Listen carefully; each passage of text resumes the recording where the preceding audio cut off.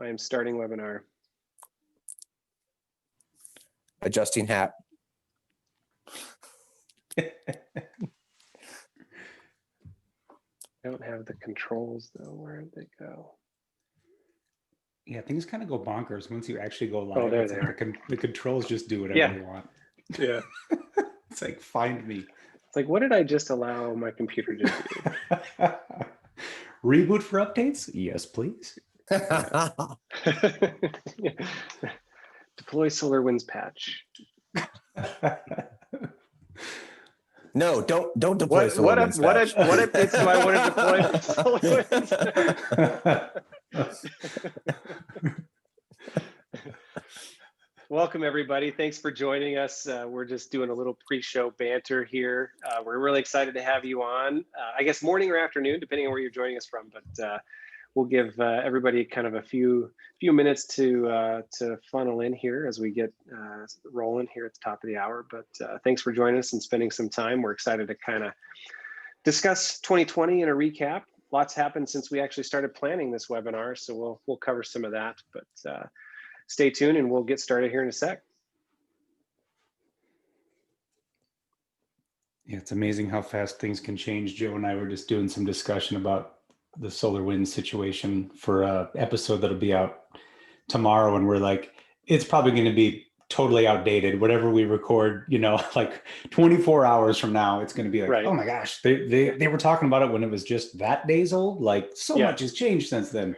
So I feel like we got to hurry up and record this before it gets stale, right? Yeah, exactly. Well, it's interesting, because like when the FireEye thing was announced, I was like, man, something feels weird. Like this, there's got to be more here. Right, exactly.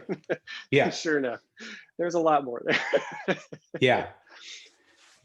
And one thing, when we get to talking about that I want to make sure I remember to ask all your opinions on is, what do you think of when a situation like that happens and then old employees who used to work there do I think this is kind of coming out last night or today, I think an old security director or something was like, yeah, I knew they had security problems and this was going to happen. And, kind of see, I told you so, like, I'm kind of split on that. I mean, it seems like, so many organizations and security products are doing the like, well, that wouldn't happen to us, or like, we saw this coming too, and our product wouldn't allow that. But it's like, that's just, what is that saying? Throwing, you're throwing rocks in a glass house or something like that. It seems a little bit opportunistic to me, but. Yeah, I think we could talk quite a bit about that. Yeah. I try to think if I was in that situation and reporters were calling me, I'd probably be like, I'm not going to come. Well, okay, here's the thing. Like, I mean, wouldn't it be hard not to just to be like, that didn't happen on my watch, so I'm going to make sure I tell somebody. Yeah, I could bring that perspective from being a CISO / director.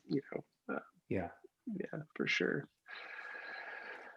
Well, thanks everybody for joining. Let's go ahead and get started. We've got a jam-packed, fun chat as we kind of wrap up the year that is 2020.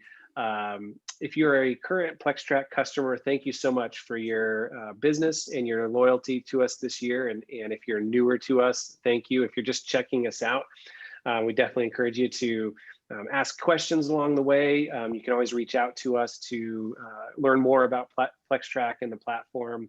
But we've been hosting these webinar series throughout the year, trying to give back to the community, trying to make sure we're helping everyone stay abreast of what's going on in the industry, and then also filtering in things that PlexTrac really can do well to help you as you grow your security program, your security testing program. And being able to highlight, everything that might go on from a proactive assessment perspective within the space.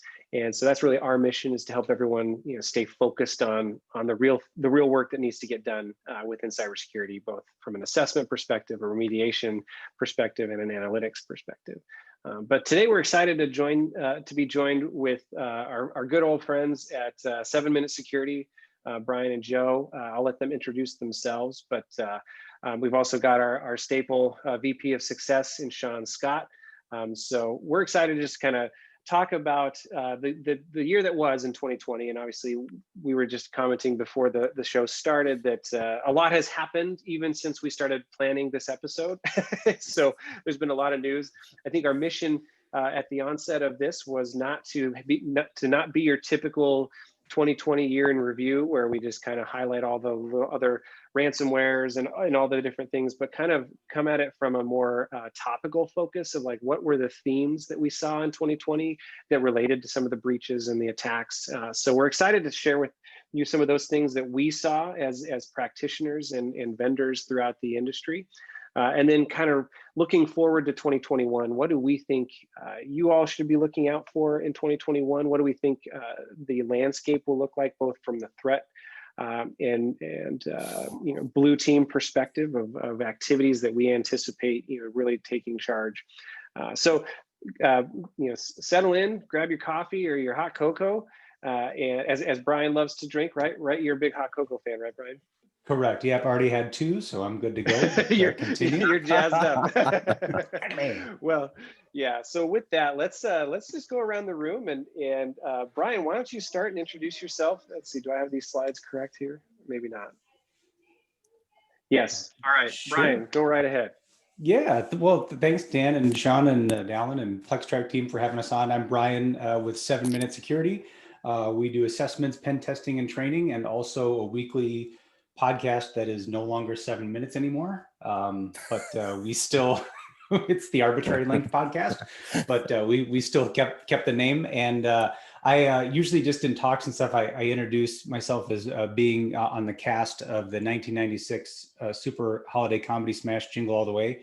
And I wanted to share with you, no exaggeration whatsoever, we just Amy and I, my wife was in the movie as well. She was a Christmas caroler alongside of me. We got our royalty check for residuals for like the 2020, on-demand streaming and, people who buy it on Apple TV and all that kind of stuff. And it was just a little over $1. So strong. Keep doing, I think I'll just keep doing the whole security angle until I can let that movie career take off with a higher trajectory. See, to me, that's the gift that keeps on giving there, Brian. It is. But I mean, it used to be like, $20 to take 20 and 20, that's 40. That's like a dinner at a cheap steakhouse. But with $1, you can't do a lot. But yeah, thanks for having us. Good to be here. And Joe Skeen's on the line. Yeah, as Brian said, I work at 7 Minute Security with Brian as well, doing pen testing, security assessments. It's been a great year. Exciting change for me, going from typical corporate day job into, a consulting role and full-time pen testing. So we're excited to have this chat, and thanks again for inviting us, Dan. Yeah, absolutely. Shawn, you want to give a brief intro to yourself as well? Sure. Hey, I'm Shawn Scott. I'm the VP of Success here at PlexTrac. Primary role is really just to work with various security teams, both at the enterprise and consultant side, to implement solutions to save everybody time and get more security work done faster. Yeah, thanks. Well, again, we're excited to have Brian and Joe from 7 Min Sec on with us. This is meant to be a fireside chat. It's meant to be somewhat topical. We've got an outline kind of, laid out, but by all means, if you have questions or things that you'd like our opinions on, you get what you pay for. And so by all means, just, submit those in the Q&A, and, I'm going to stop sharing the screen so you have the joy of seeing all of our beautiful faces as we just as we reflect on the year that was and what we anticipate to come. So with that, let me stop sharing here, and then reshare. Oh yeah. So I forget, gentlemen, who goes first here. Is it me? Or... I think I'm up first, Dan. Okay. Shawn, take it away. What were some of your reflections on in 2020? Sure. So, one of the unique things that I get to do in my day-to-day work is see a lot of the different solutions that various both consultants are helping their clients implement, and that enterprises are implementing as well. And the thing that has stuck out to me, and and I kind of put a question mark at the end of this bullet, is the continued rise of EDR and NDR, endpoint detection response and managed detection and response. And so this isn't a new trend. We've been seeing continued growth in this space. Quick second primer, if you don't work in that space, you're not familiar. EDR, endpoint detection response, NDR, managed detection response. These are endpoint solutions that are really the next generation of that host-based intrusion protection system or prevention system and intrusion detection system. Where the key differentiator is that we start to bring in all those fancy words like machine learning and AI and the benefits of large-scale threat intelligence networks. And the idea is that we're going and moving beyond IOC-based detection, and we're really starting to really enter that world of heuristics and that anomaly detection, which we all agree is a good thing. And if you look at the pre-pandemic numbers, and I've seen anywhere from projections of 16 to 26% growth year over year. And I don't think the reason why I put a question on that bullet is, we don't have all the numbers from 2020 in yet, but I have the gut feeling that when they are in, that this is going to be an explosive year for EDR and MDR growth. And the reason's quite obvious. When everyone now is working in a remote environment, you've got people scrambling. What do we spend our security budget on? What can we do to help protect the remote user, the endpoint? And the vendors were very keen to jump in on this. If you take a look back in April, both Carbon Black and CrowdStrike basically started giving away the farm. If you were already an existing client and a user of their solutions and you wanted more licenses, here you go. It was very much like, a land grab, right? There's all these new hosts that are now going to be brought into the fold of our environment. And let's go ahead and we'll worry about the economics of it later. Let's just claim the ground right now. All right. And so yeah, I've continued to see that rolled out, and that's a good thing. What should these things be able to do for you? All the things that we assume that intelligent machines should be able to do: terminate processes, edit registry keys and values, and things like that, and really reduce the response time of your operator. So this was a thing in 2020 because of the continued disappearance of the perimeter and because of the vendor things, but there's some pitfalls that I've already begun to see, and which in my conversations with various practitioners and researchers, that they really caution us to keep our eye on. And that is, number one, is that these solutions, if they don't integrate with your existing SIEM solution, you've got yet another pane of glass, and you really may not be reducing the response time.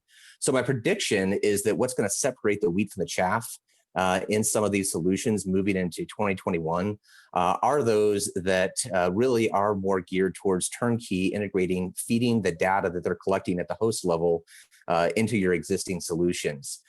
Because our SOC analysts aren't just magically getting more numerous or getting smarter, and continuing to layer additional solutions upon them, expecting them to triage responses in real time. It's just not going to be effective. But what I think also is going to be effective is people continue to realize that we need to continue to invest in the human element. These truly are not real turnkey solutions. And one of the really cool things, and the last thing that I'll share before I open up for discussion on the topic, I've got a chance to work with one of our partners over the last few months on a bake-off.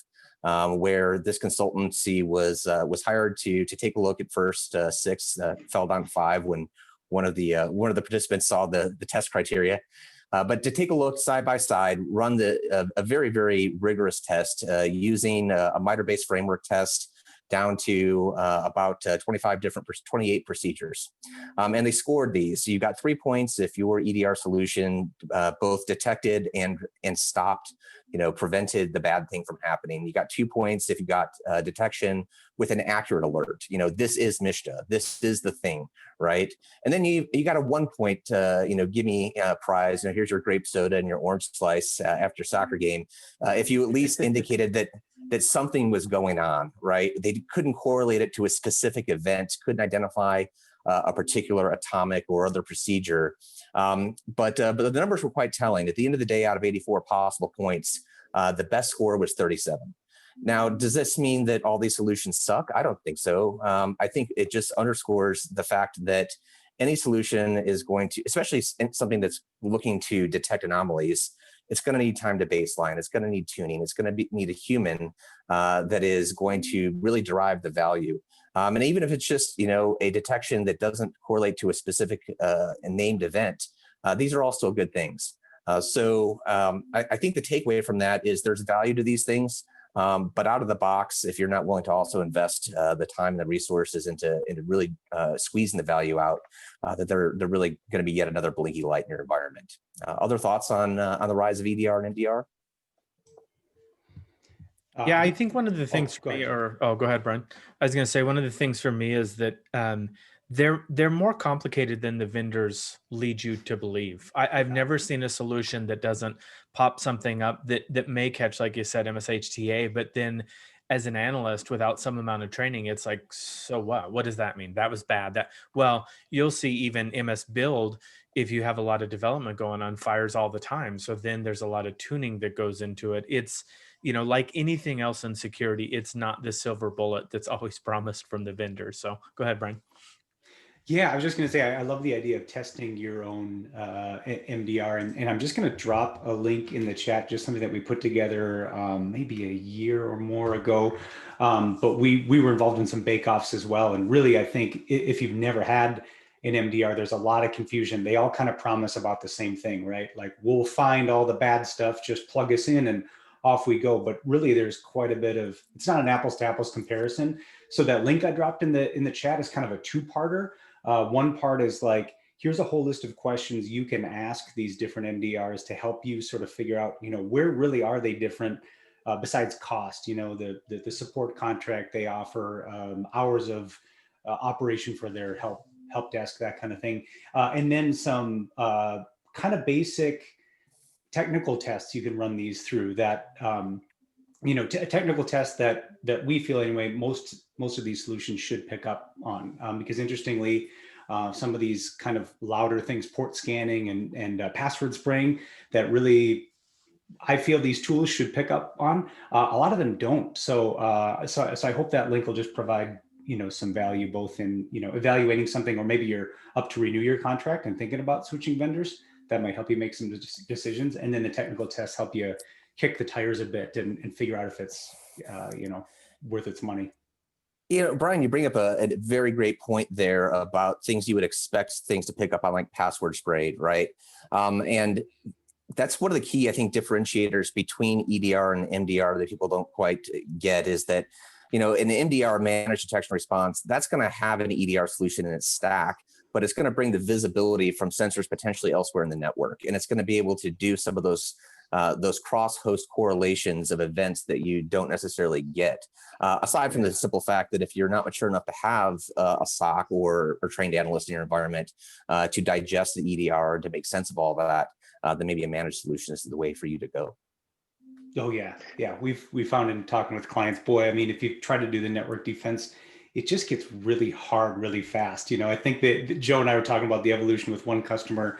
They went from having no logs to, hey, I've configured them to dump everything into like a log aggregator, to all of a sudden, oh my God, I'm buried in logs. And then it's like, what do we do with this? What if we actually need to find something? We're going to be screwed. Yeah. Well, it's interesting, as we talk about, like in 2020, I mean, we're still a very, I would say, a young, or I question whether we're an immature space, as an industry, but we're still very young when we talk about cybersecurity, right? And I think that we've all hit it on the head in that it's hard. Cybersecurity is hard. There's no doubt about it. And we hear lots of continued reports around this talent shortage, and I think that automation is touted as these orchestration automation things are touted, or the user behavior analytics are touted as, hey, we're going to help solve this talent shortage problem. But at the end of the day, all of these things are going, especially on the response side, right? They're going to be coming at you with an alert, and it says, you should look at this, right? And at that point, you have to rely on knowledge of the context of the environment, the talent or the skill set of the engineer or analyst that's reviewing this information to be able to make a judgment call, right? Or be able to, get with a group of their individuals, their teammates, and say like, hey, this actually is something, this is really bad, or no, this is actually, normal, for our environment. And that's not an easy thing to just be able to just, plop a seat in a chair and say like, click this button and then you're good to go. And I think that trend is going to continue to progress, right? In that not only do we recognize that, hey, there are tools out there that can do a really good job of helping identify behavior analytics and using analysis of processes running on a machine to at least throw an alert that says, hey, this shouldn't be happening, or this is abnormal compared to like the rest of the world. So, is this normal for your environment? But at the end of the day, we still need to continue to be training our engineers on our boots on the ground, so to speak, as to like, this is why this might not be normal, right? These are the types of attacks and techniques. And I think we'll talk a little bit later, but where I see that trend heading is the continuous validation and continuous assessment of the investments that you've already made in your environment. How do we know that these are working, right? And I think that's an important piece that is, important from the proactive side, not just the reactive side. Do we want to answer this question? Because I think it dovetails right in. It's actually a great segue. So I have the honor, the privilege of introducing probably the most widely anticipated topic of this webinar, which is obviously the SolarWinds attack. But I want to couch it in a bigger conversation, and that's about really what happened here in the technique of the supply chain attack, right? Supply chain attack, this is a threat that we've, I titled my bullet in our notes here, the really, really bad thing that finally happened that everyone's been warning us about, right?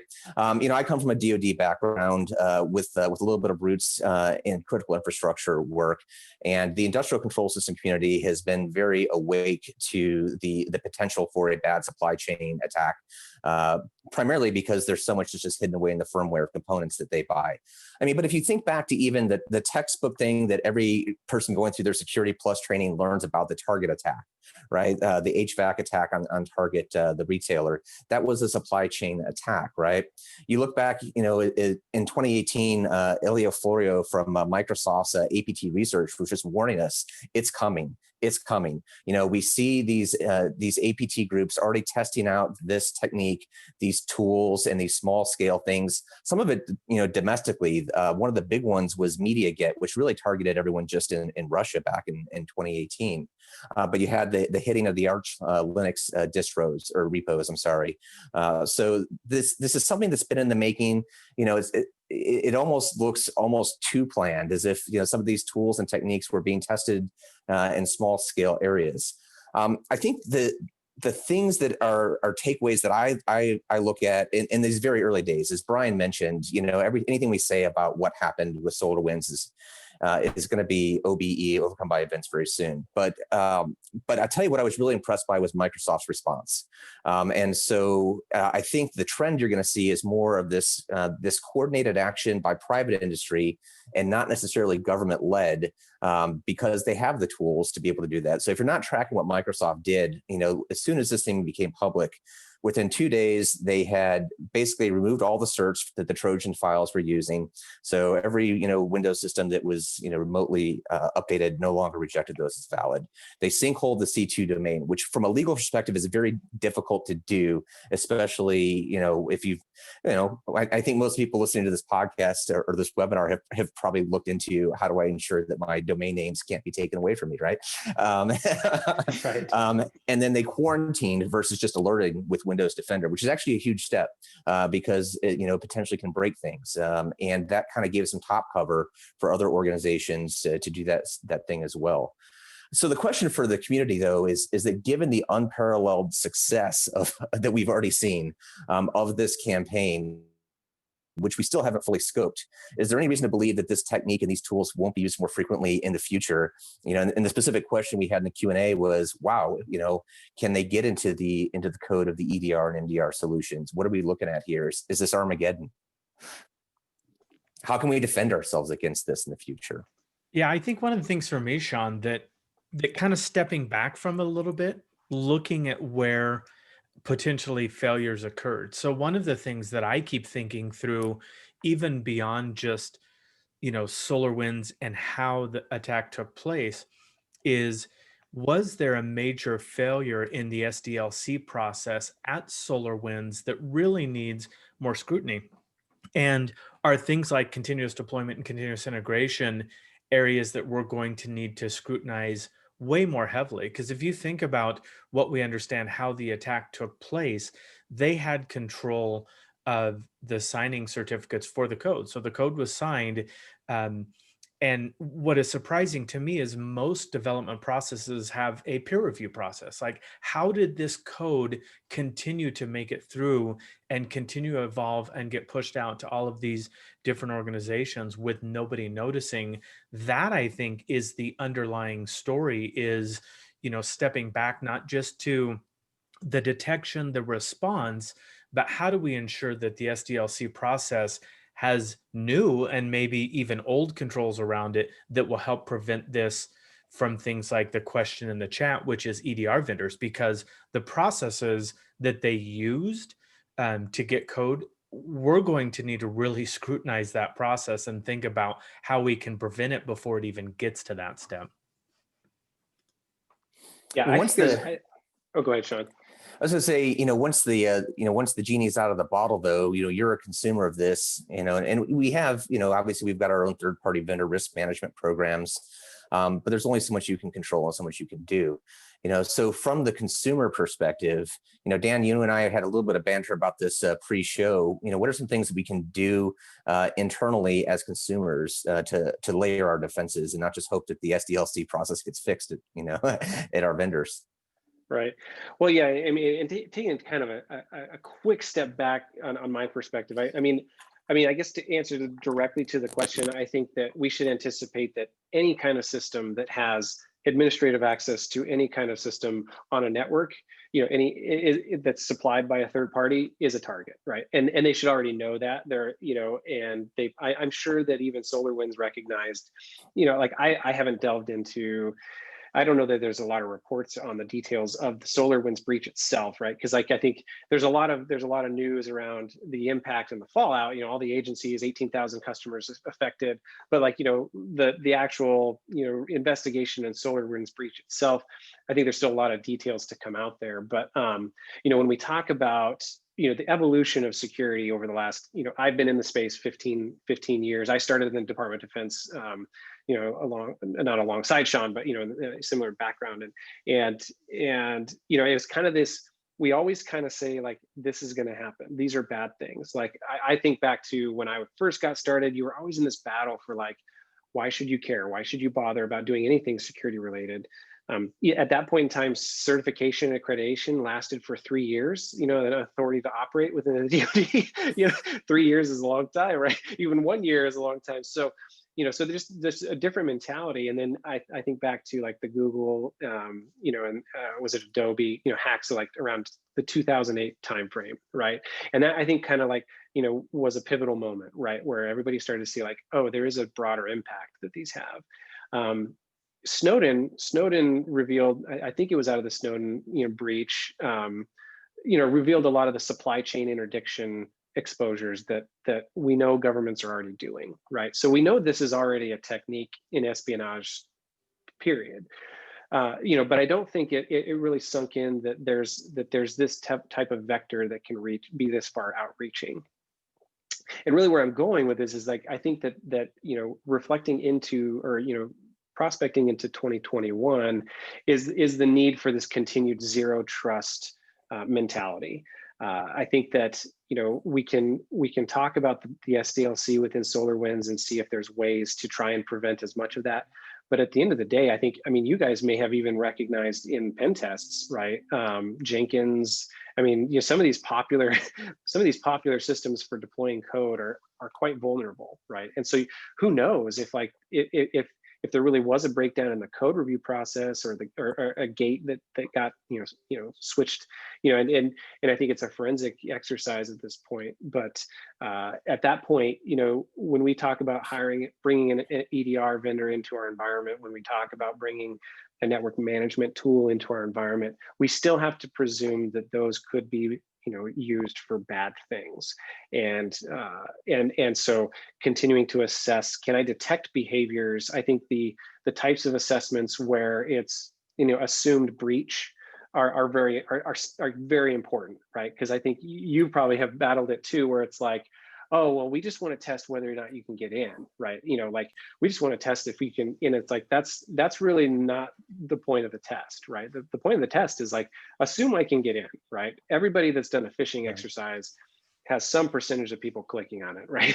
And so, at some point you're going to get in. And so how can you delay the activities that have to take place for them to achieve their overall goal, giving you enough time to detect and respond to it? Brian, I know you're a big fan of always hammering on the basics, and it seems like this is a great time to talk about segmentation. Yeah, sure. Maybe let me just share my screen quick, just because that's the space you're talking about, Dan, about just the. You seen it? Okay, the kids screaming. Okay. The space you're talking about. The assumed compromise breach. That's how we approach it at 7MS. Is certainly I know there are mature and large enough organizations that they want to test from the perimeter, right, and have you write custom malware and try to get past all the technical controls and the people controls, and certainly for the right situations in the right organization that makes sense. For most of our customers, we do lead with, hey, let's go ahead and assume somebody is going to sneak a device onto the network. Somebody's going to click something bad. The killer is going to get inside the house. Okay, now what? What do your internal networks and defenses look like? And so I was just going to show, this is one of those situations where the names are all fictional, but the situations are real, or whatever they say at the beginning of those crime shows, where Joe and I can step into an organization and load up a big list of employees or your user logins, right, for Active Directory. Looks something like this. And one of the first things we'll try to do is log into those accounts one time using a password we know people are bound to love to use, like winter 2020. So I'm going to show you this just real quick, this little video clip of this tool in action. It's a free one. It's one of our favorites, called Crack Map Exec. It's kind of a mouthful, but it can be used both for offensive and defensive purposes. So again, we'll take that big list of users and we'll use this Crack Map Exec tool to try to authenticate against your domain controller. And again, we're gonna try to log into everybody in that long list of users, but just a single time. And the reason this is kind of cool is that a lot of these tools, again, we're talking about EDRs, MDRs, a lot of these tools aren't going to detect this because we aren't locking out accounts, right? We're logging in one time, attempting to, on every single account in this list. So we're not trying, Shawn's account 10 times and locking it out, and then Joe's account 10 times and locking it out. We're just doing one ping on each one. We're sweeping through every user in the organization, and we're hoping that eventually somewhere we might see something like this. The little green plus indicates those credentials are valid. And then in parentheses, the pond indicates Turbo Man is a privileged user, domain admin or greater. And just like that, before Joe has his morning coffee, he's domain admin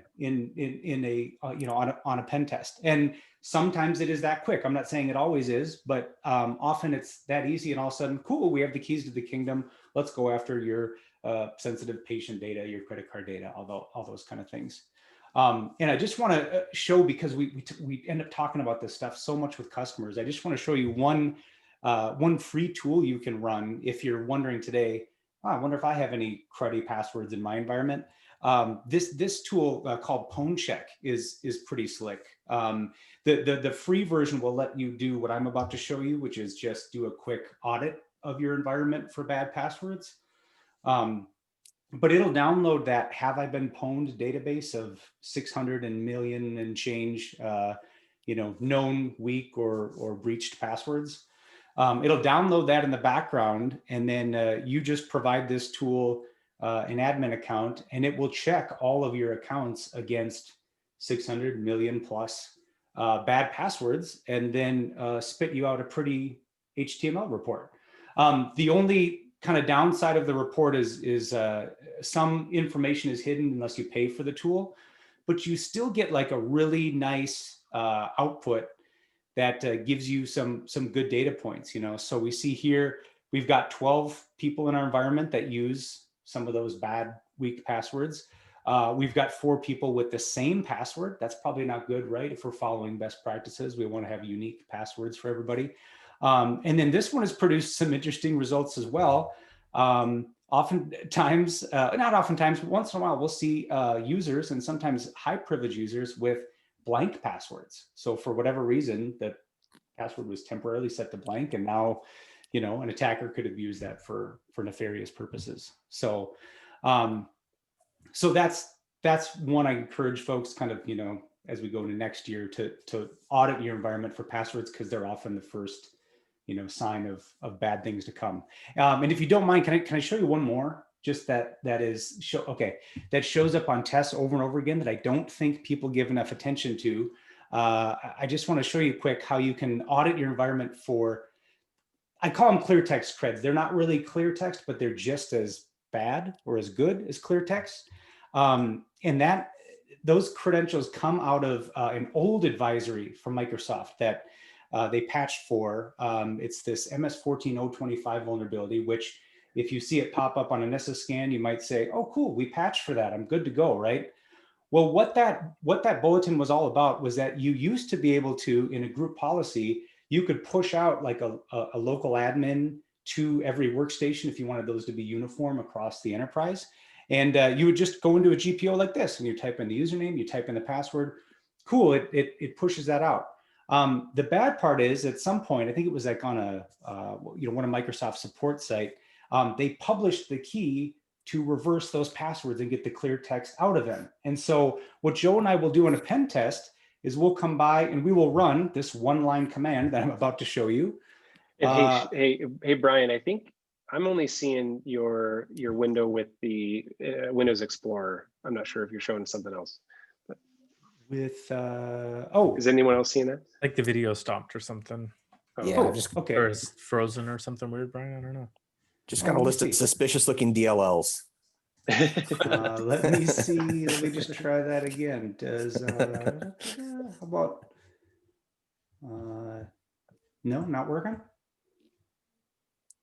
I'm getting something black. Okay, let me just try. Maybe it's the monitor. Maybe it's let me just, all right, let me give this one more try. How about desktop 1? Hey. Oh, it's better. Okay, seeing PowerPoint again? Yep. Hey, firm. Except let me do that. Is that better now? Yeah. Okay. All right, now you're seeing my stuff moving?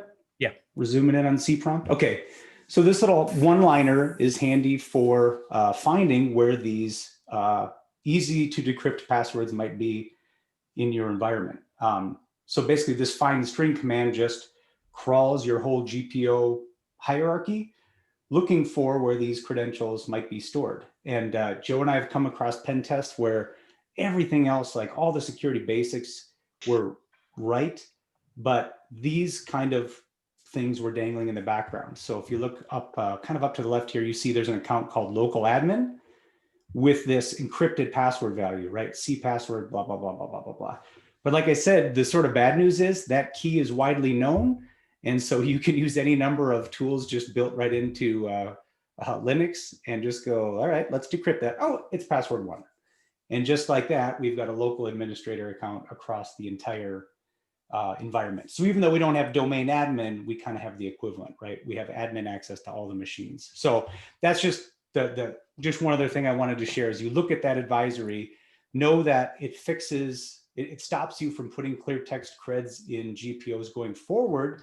But if you read the fine print at the bottom that I just highlighted in red, it doesn't fix legacy passwords that might be sitting out there. So audit the environment and make sure these sort of easy wins aren't hanging out there for people to abuse. Yeah, and kind of just circle back on that, Brian. Your entire 2020, like not only what happened is that people still aren't getting the basics right. And back to Shawn's MDR and managed detection and super EDR and super SIMs and all of that stuff.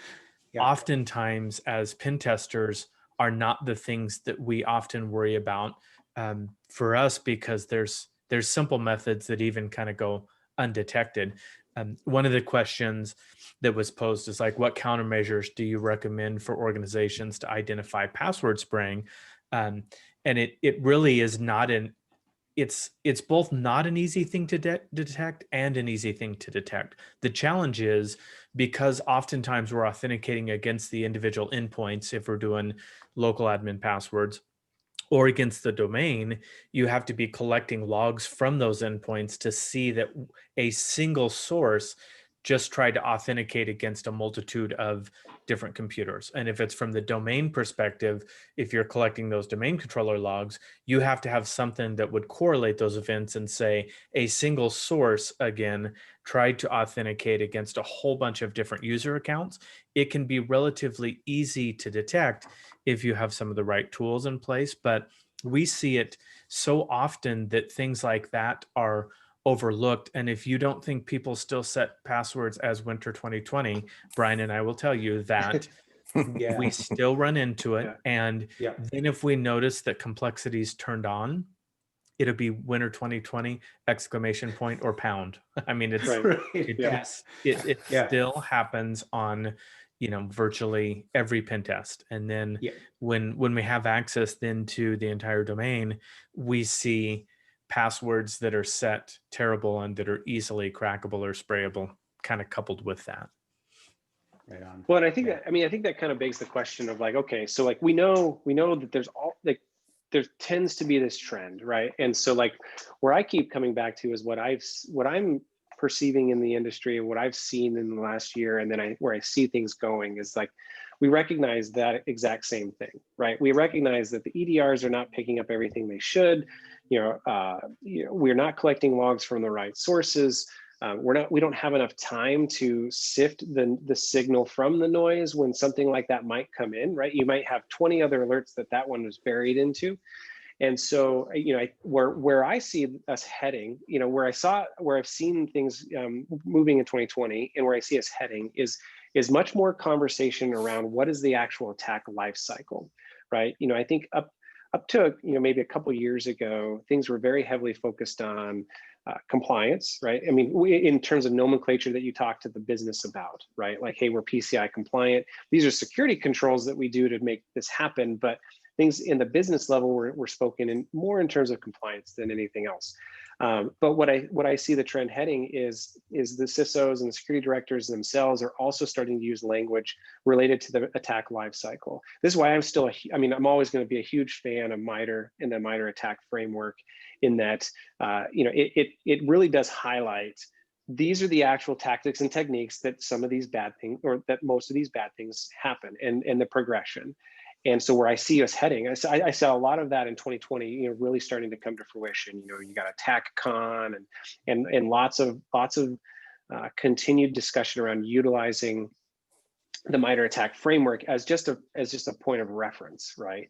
And where I see us continuing to head is more validation, trying to be proactive, and continuously monitoring and assessing the tactics and techniques, so that we know password spraying is a technique, right? That's a technique. So like, how effective would it be in our environment, right? And continue, it's like this iteration of like, okay, we tried it once, we got 20 people's passwords, right? And we didn't have any logs, we didn't detect it. So let's do it again. Let's find what we need to tweak, what we need to configure within the context of our environment. And that's another important piece of the puzzle. But that's where I see us heading, not only in 2021, but beyond. Yeah.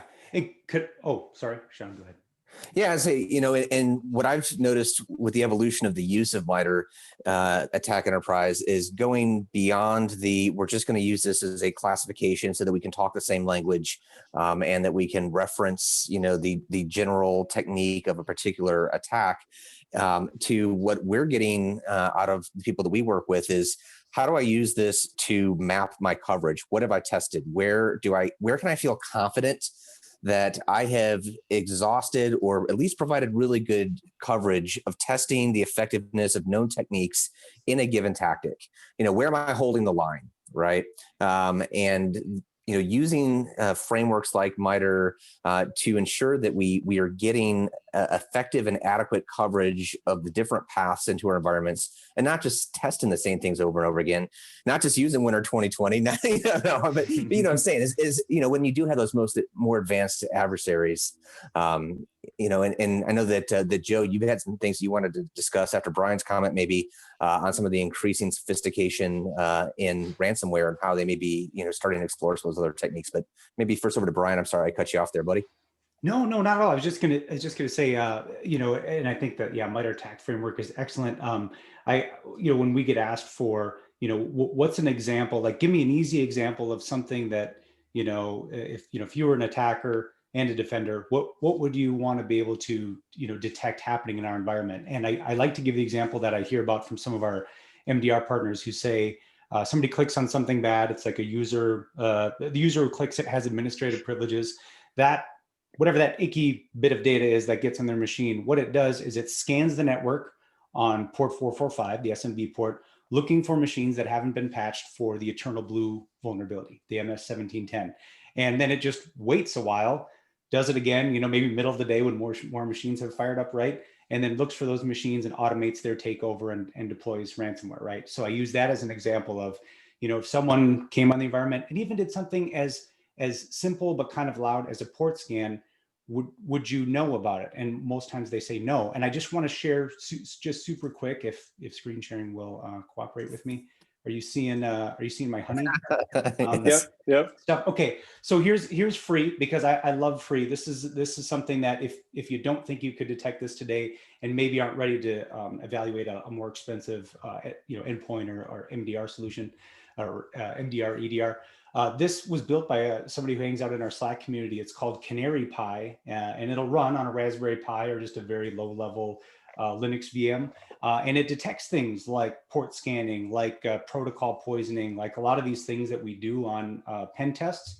And here's just a little list of its current features. But these are some things that these like very, very expensive tools don't a lot of times catch, like man in the middle 6 poisoning and this top 5 list here. But even if you're not a big Linux guru, I'm just showing you that there's a very easy script they provide on the website where all you need to do is hook this to some sort of email account so you can get the alerts, and then you just let it run, and it sits there on the wire and listens for again, protocol poisoning, port scanning, that kind of thing. So for example, I'm showing on a pen test us using a protocol poisoning attack to abuse IPv6 traffic. And the second that fires up, boom, there's an email in our inbox saying, hey, this IP is doing something it absolutely shouldn't. Chase it down and pull the plug or what have you. Same for Responder. That's a tool we'll use a lot on engagements. And this tool sends out garbage requests for our Responder tool to respond to, picks up on it, and then shoots you an email right away. And then, cool. and then even as something as simple as a Nmap scan. Maybe you got Ted from accounting who's taken some CEH classes at night, and he's just going, oh, Nmap, that sounds kind of cool. Let me scan the corporate network. Something as harmless as that, you still probably want to know about it and go address it. So check that out. That's Canary Pi, all one word, on GitHub. And that'll get you started and along the path towards more advanced detection tools. Yeah, good stuff, Brian. I think circling back around on the MITRE ATT&CK framework, I think one of the things that's often overlooked is the fact that it can really be used for a phenomenal training tool as well. So, new people who are wanting to be analysts or just helping the SOC analyst in general learn all of those techniques. So when you have people that can actually run them against the tools, it also gives defenders an opportunity to take discrete attack types or technique types and walk through them as a team. It's a great tool to be used from a team and mentoring perspective as well. Yeah, absolutely. I mean, you talked about how do we address the talent shortage? Well, like the on-the-job training is always going to be an important part of that. And the more we can, keep people focused on like, these are the actual things that you really should understand deeper.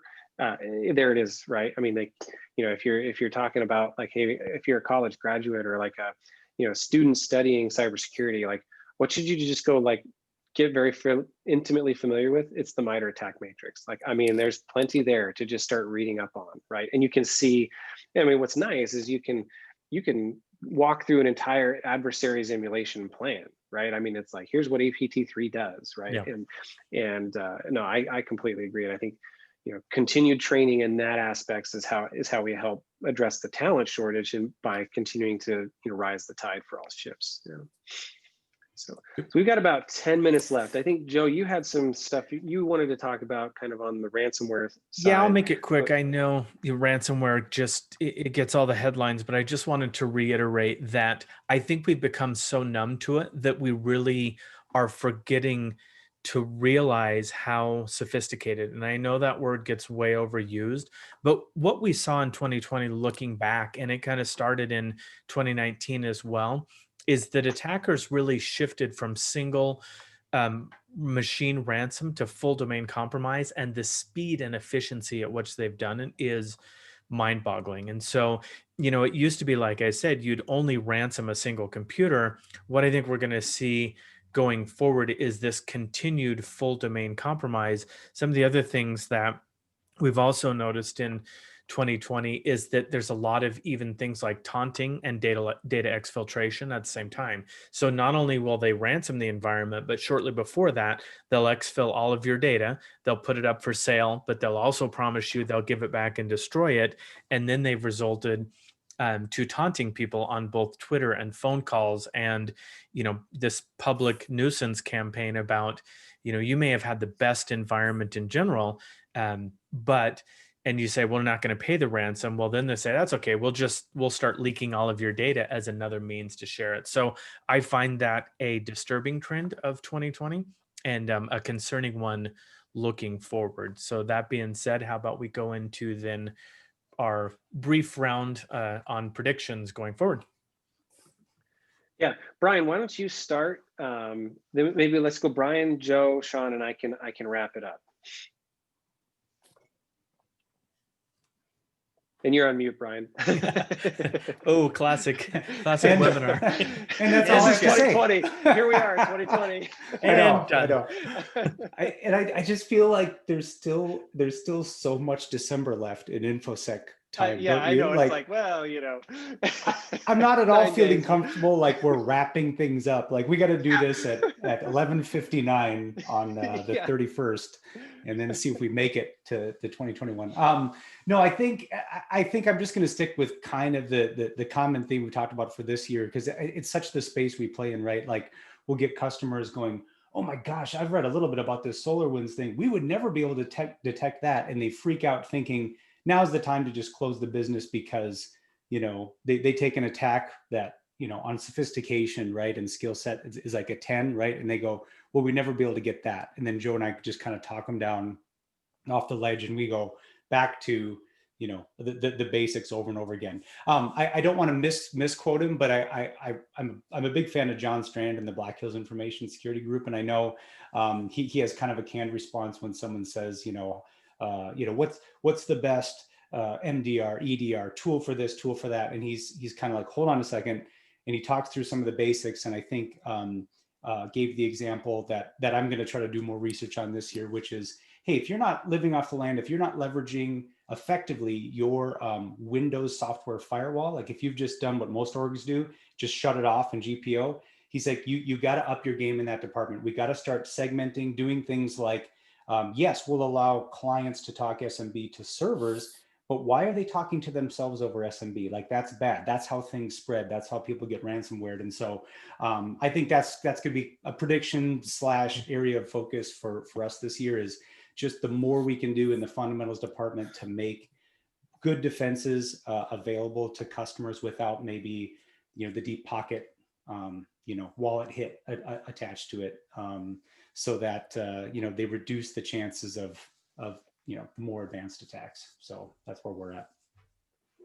Yeah, and I think just to follow on to that, Brian, it's a really good point. We say it over and over in our line of work is that, if people would focus on those basics, there wouldn't be so many ransomware attacks. And it doesn't take all of the blinky lights. Blinky lights Yeah. are great, believe me. Yeah. I love blinky lights. I've used them.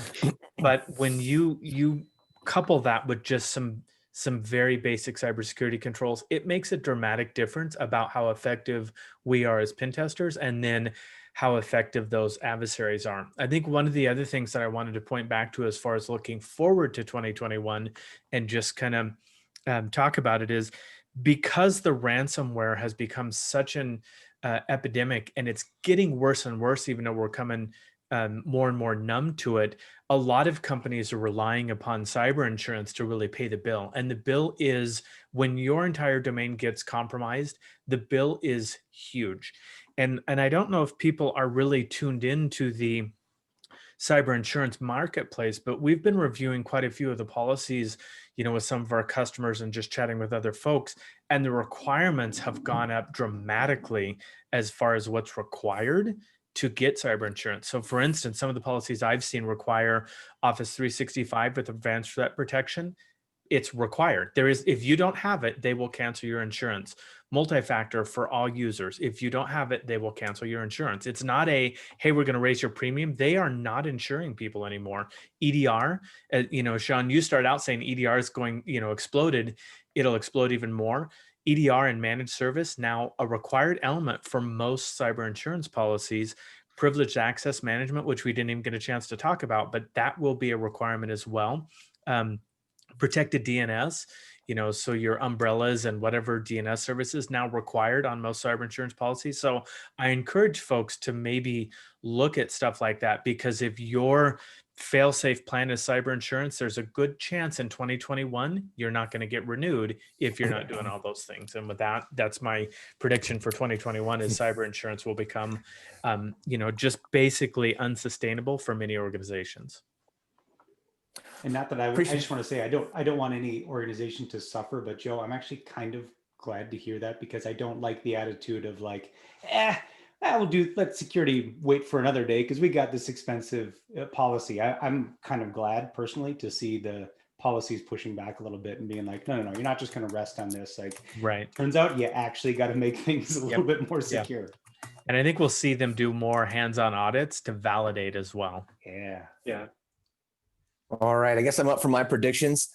So as many of you know, I spent most of my life in service of the US government in some capacity. And one thing I can definitely say is that whenever something that is on the scale and size and as bad as what has happened with the supply side SolarWinds change, that there's going to be a dramatic call for enhanced regulatory oversight. And the other thing that I've definitely learned is that the response, once it gets through all the bureaucracy and the policy making, will look almost nothing like the original problem that it was designed to to address. Yeah, so true. But here's one thing that I have also realized, and even just at the local level here in the lovely state of Idaho, is that everyone who is listening to this webinar today, people who are panelists, we all know more than the average bear, the average legislator. And when your legislators and your representatives get informed advice, when they get the truth and not the fiction and the why behind somebody who's got some funky letters behind their name, even if they don't know what those letters are, and a long stream of them, that you can make a difference. So as we are going to see calls for regulatory change, both at the federal and at the industry level. And we will allow that to benefit ourselves if we are involved as an industry, or we will suffer the consequences if we sit by passively and let a whole bunch of old people who think that the internet is a series of tubes make regulatory policy. So with that, I'll kick it over to Dan. Yeah, no, I mean, this is great stuff, guys. And I'll wrap up mine, and then we can let people have the rest of their afternoon to ponder. But I think like with anything, like something like this, like a year that we've had in 2020, I think there were a lot of good things, from the industry that we saw and grow, right? And I think more awareness is recognizing that we've dumped a lot of money into our cybersecurity program and our investment, whether it's a next gen firewall or an EDR or, that $100,000 pen test that we had across the whole organization, and yet things like the SolarWinds attack still happen, right? So I think there's more recognition that these things are good to invest in, but it's around how are they working? How effective are they? What do we need to be tweaking? What are the basics that we're missing that these investments actually will start to hold their weight, right? And not to say that they're always going to break and things like this, but I think it's going to continue to be an evolution of how do we know and how do we validate that these things are working? I think we're going to continue to see a stronger move to the cloud. To be honest, I think that the less we have to rely on desktops and workstations within an environment, and actually can, from the insurance angle, we can mitigate or defer that risk to another provider. I think is going to be a bigger trend, than one might think. And then Joe, you made a comment about it is in insurance requirements. I think there's going to be a drastic shift in how we see cyber insurance policies being, executed, and being paid for, and as well as what the requirements are going to be alongside of those. Ultimately, leading down to eventually, we're going to have a normalized way to represent XYZ company's risk versus ABC company's risk, right? At the end of the day, we're heading towards a normalization of how do I know that if I'm doing business with this person, or if I'm going to insure this person or this company, how can I compare those two, who maybe look drastically different? How do we know that their security posture, is largely the same, right? I think we're heading towards that, whether that's a regulation, in some capacity or whatnot. I don't know, but I think that is where we're continuing to head. So with that, thanks everybody for, we got several questions. Sorry if we didn't get to all of them, but this webinar will be available on demand, and so you can either check it out at our YouTube channel. If you did register, you will get a link to access it as well. Can't thank you again, Brian and Joe, for joining us today. If you guys aren't aware of 7-Minute Security, please check them out. They do a fantastic job. And Brian does a podcast.